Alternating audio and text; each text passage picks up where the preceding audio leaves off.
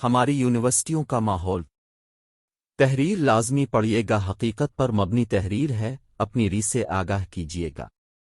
University میں تمام طلباء لڑکے ہوں یا لڑکیاں سب میچور ہوتے ہیں، اچھے برے اور فائدے نقصان کا فرق بخوبی جانتے ہیں۔ اس لیول پر کوئی ایک دوسرے کو تنگ نہیں کرتا۔ یہاں جو بھی کپل یعنی کہ جوڑا بنتا ہے وہ دونوں کی باہمی رضامندی سے بنتا ہے۔ دونوں ایک دوسرے کے ساتھ کچھ وقت گزار کر 2-3 جوس کارنر پر جوس پینے اور کچھ ہوٹلوں پر کھانا کھانے کے بعد ہی ایک دوسرے کو اپنا سب کچھ سونپ دیتے ہیں۔ یہاں آغاز ہمیشہ دوستی کی آڑ میں ہوتا ہے، کیونکہ یہاں دونوں ہی سمجھتے ہیں کہ دوستی کرنے میں کوئی حرج نہیں ہے۔ لیکن ایک حقیقت یہ ہے کہ دو مخالف جنس اچھے دوست بھی ہوں تو بھی زندگی کے کسی نہ کسی موڑ پر ایک دوسرے کو کشش کرتے ہیں۔ یہاں پر کچھ لوگ مضبوط ہوتے ہیں اور اپنے آپ پر قابو رکھتے ہوئے صاف رشتہ رکھ کر آگے چلتے ہیں، مگر یہ تعداد آٹے میں نمک کے برابر ہے۔ زیادہ تر جوڑے جسمانی تعلقات میں مبتلا ہو جاتے ہیں۔ یونیورسٹی لیول پر کوئی کسی کے ساتھ زبردستی نہیں کرتا، یہاں سب کچھ دونوں فریقین کی باہمی رضامندی سے ہوتا ہے۔ اب لاہور، فیصل آباد، اسلام آباد، کراچی، ملتان اور بہاولپور جیسے بڑے بڑے شہروں کے ریسٹورنٹ، گیسٹ ہاؤس اور ہوٹلوں کا اگر رات کے کسی پہر وزٹ کریں تو معلوم ہوگا یہاں پر موجود نوجوان جوڑوں میں سے 80% سے بھی زیادہ کا تعلق شہر کی مختلف یونیورسٹیوں، میڈیکل کالجوں سے ہوگا۔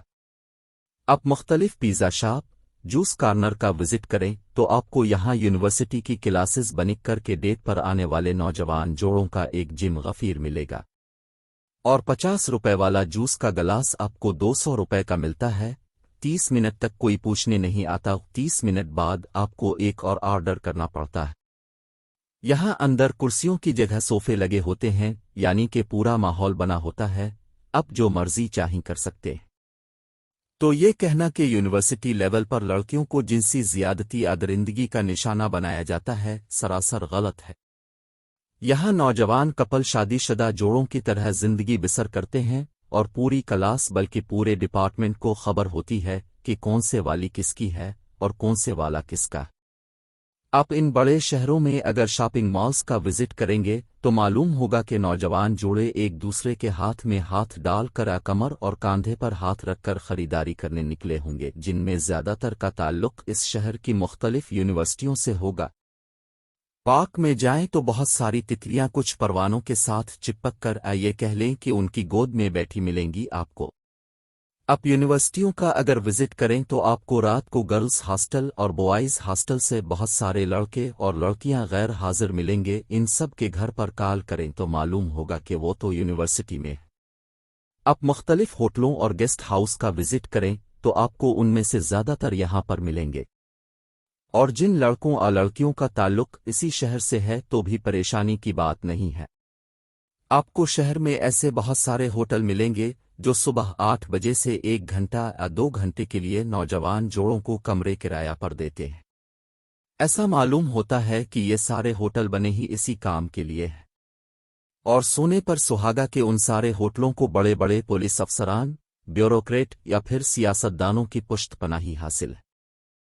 ہر ہفتے مہینے کی بنیاد پر بھاری رقوم کی صورت میں بھتہ وصول کیا جاتا ہے، اور یہی وجہ ہے کہ سب کام آسانی سے ہو رہا ہے۔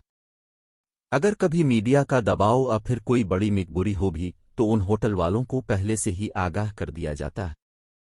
پنجاب یونیورسٹی میں اپنی آنکھوں سے میں لڑکیوں کو آگے بیٹھ کر موٹر سائیکل چلاتے ہوئے دیکھ چکا ہوں، اور لڑکے پیچھے بیٹھ کر ان تتلیوں کو موٹر سائیکل چلانا سکھا رہے ہوتے ہیں۔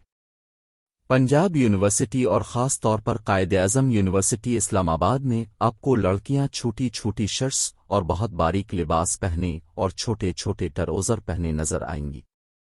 دوپٹہ برائے نام ہوتا ہے یا پھر ہوتا ہی نہیں۔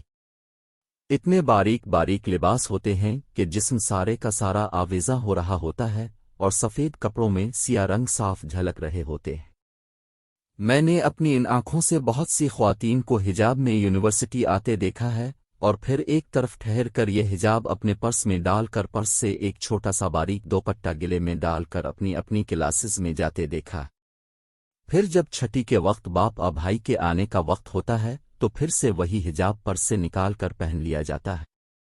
مجھے آج تک سمجھ نہیں لگی کہ یہ ٹائٹس اور اوپر سے چھوٹی چھوٹی باریک شرٹس پہننے کا آخر مقصد کیا ہوتا ہے۔ بیل مجھے مار، اتنی چھوٹی چھوٹی سی شرٹس پہننا اور پھر چلتے ہوئے بار بار پیچھے سے اپنی شرٹس کو درست کرنا۔